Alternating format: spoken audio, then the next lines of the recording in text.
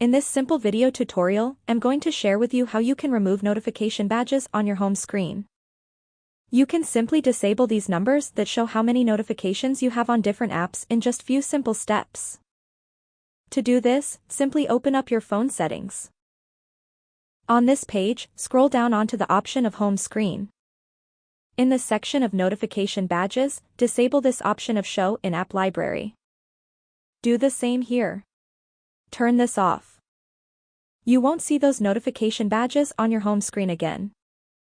You can enable the notifications back at any time. That's how easy it is to remove notification badges on your home screen. If you have any questions, just let me know in the comments section down below. Please don't forget to leave a like, share and subscribe for more video tutorials like this one.